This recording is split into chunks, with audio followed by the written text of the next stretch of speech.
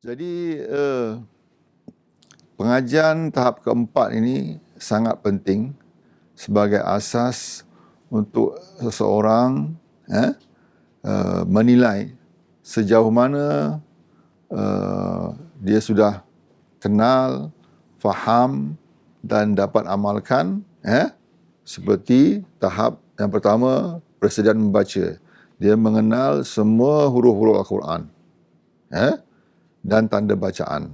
Tahap yang kedua, dia dikenalkan dengan hukum-hukum tajwid dan juga tanda-tanda bacaan bertajwid.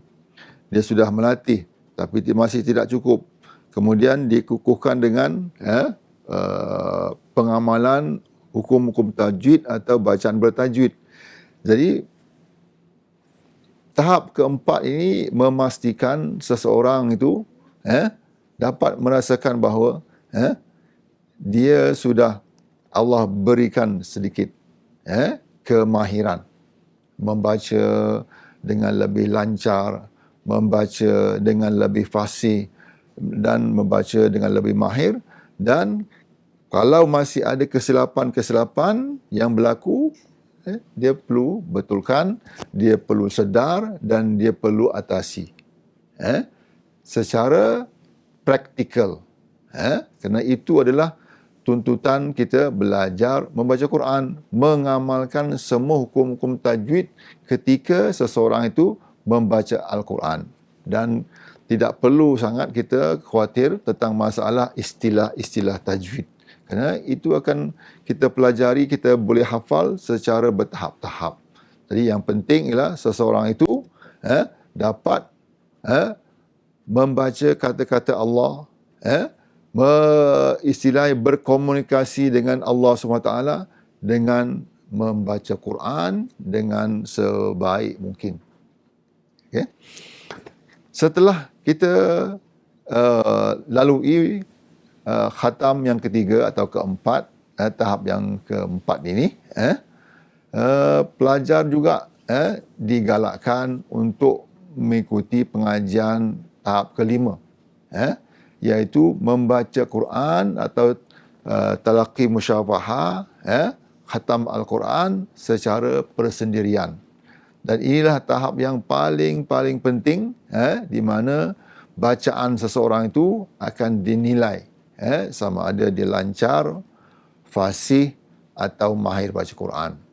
Dan ini juga perlu kepada 3 kali khatam. Dan setiap kesilapan yang berlaku perlu dikenal supaya dia tidak berulang. Dan baca Quran, pengalaman saya ialah setiap orang apabila dia kurang cermat, kurang berhati-hati, kurang kawal, kurang melatih membaca dengan betul, seseorang itu pasti akan melakukan kesilapan.